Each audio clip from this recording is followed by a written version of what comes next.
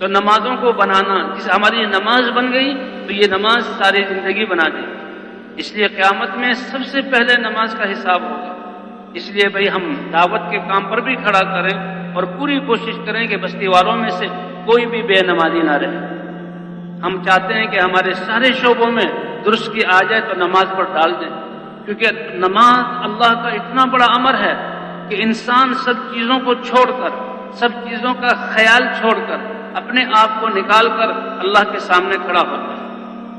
5-10 minute کا یہ عمل ہے، دل بھی اللہ کی طرف ایسے عبادت کرو جیسے کہ گویا تم اپنی آنکھوں سے اللہ کو دیکھ رہے ہو۔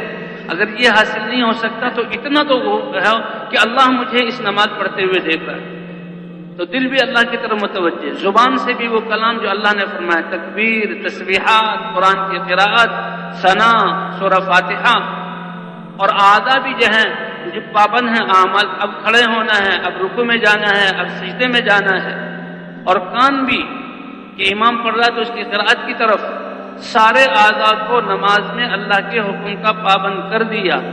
تو یہ اتنا بڑا عمل ہے کہ اب اس کی زندگی میں جتنے بھی اعمال ہیں وہ سارے اللہ کے حکم کے مطابق بن جائیں گے۔ جس کی نماز بن گئی اس کی زندگی بن گئی۔ ہم اپنی زندگی بنانا چاہیں، اپنی اولاد کی تربیت کرنا چاہیں، شعبوں میں صلاح لانا چاہیں تو نماز کی طرف متوجہ کریں۔ ایک شخص ایمان لایا، صحابی بنے، حضور صلی اللہ علیہ وسلم کی خدمت، لیکن کچھ پرانی عادتیں تھیں، چوری یا دوسری وہ بھی کرتے۔ صحابہ کرام نے کہا، اے اللہ کے رسول، فلاں اسلام میں داخل تو ہو گیا، کلمہ تو اس نے پڑھ لیا، لیکن وہ فلاں کام بھی کرتا ہے۔ آپ صلی اللہ علیہ وسلم نے فرمایا کہ وہ نماز پڑھتا ہے، عرض کیا کہ نماز پڑھتا ہے، کہ اس کی نماز ان قریب ان سارے کاموں سے اس کو روک دے گی۔ اور صحابہ کہتے ہیں ہم نے دیکھا کہ نماز کی وجہ سے اس کو جہاں نماز کا اہتمام کرتا، اللہ نے جہاں اس کے دین کو بہت خوبصورت، اسلام کو بہت خوبصورت کر دیا۔ اور قیامت میں سب سے پہلے نماز کا حساب، جس کی دیکھو اس کی نماز، اگر اس کی نماز اچھی نکل آئی تو یہ دلیل ہے اس کے باقی اعمال بھی اچھے ہیں، اور خدا نہ خواستہ اگر نماز خراب ہو گئی تو اس کے باقی اعمال بھی بگڑیں گے۔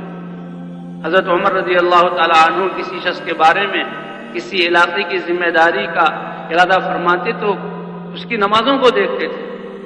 اس لیے بھائی ہم نے فرض نمازوں کا بھی اہتمام کرنا، صف اولیٰ میں پڑھنا، تکبیر اولیٰ کے ساتھ پڑھنا، اسی طرح تہجد کی نماز پڑھنا، اور جیسے ہم یہ بیان کر رہے ہیں کہ کرنے والے اللہ ہیں اور اللہ سے مانگنا ہے، اللہ اپنی قدرت سے کاموں کو بناتے ہیں، اسی طرح ہم نے بھی اپنی حاجات اور حالات کے وقت نمازوں کو پڑھنا۔ وَاسْتَعِينُوا بِالصَّبْرِ وَالصَّلَاةِ، اللہ کی مدد چاہو نماز اور صبر کے ذریعے۔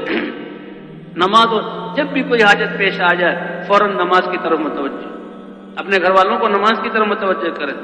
نماز ایسی بڑی طاقت ہے کہ دنیا کی ساری مخلوقات اور سارے اسباب، ساری قوتیں جمع ہو کر جن کاموں کے کرنے سے عاجز ہوں، ایمان والا اللہ سے اپنی نماز کے ذریعے وہ کرا سکتا ہے۔ نماز کے ذریعے حضور صلی اللہ علیہ وسلم کلما حزبہ امر فزع الی الصلاۃ، جب کبھی بھی حضور صلی اللہ علیہ وسلم کو کوئی پریشانی آتی تو فوراً نماز کی طرف دوڑتے تھے۔ غزوہ بدر کے موقع پر حضور صلی اللہ علیہ وسلم تو وہ 40 آدمیوں کا قافلہ جو سامان تجارت لے جا رہا تھا اس کو لینے کے لیے حضور صلی اللہ علیہ وسلم چلے، لیکن اللہ نے اپنی قدرت کو ظاہر کرنا تھا۔ غزوہ بدر کے مقام پر 1000 مکے کے جنگجو پورے ہتھیاروں سے مسلح ہو کر وہ سامنے آ گئے۔ تو حضور صلی اللہ علیہ وسلم کے حضرت ابوبکر صدیق رضی اللہ تعالیٰ عنہ فرماتے ہیں کہ ہم نے حضور صلی اللہ علیہ وسلم کے لیے ایک جھونپڑا بنایا، آپ صلی اللہ علیہ وسلم، عریش کہتے ہیں عربی میں، آج وہاں مسجد عریش کے نام سے بہت بڑی مسجد، اور حضور صلی اللہ علیہ وسلم اللہ کے سامنے نماز میں کھڑے ہو گئے اور رو رہے ہیں اور آنسو بہہ رہے ہیں۔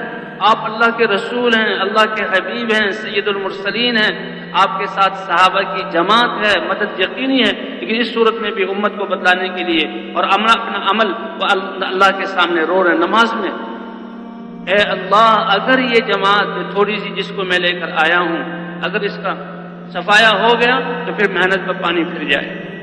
حضرت ابوبکر صدیق کہ اللہ کے رسول بس کیجئے، اللہ نے آپ کی دعا کو قبول کیا۔ تو بھئی ہر حاجت کے وقت نماز کی طرف متوجہ۔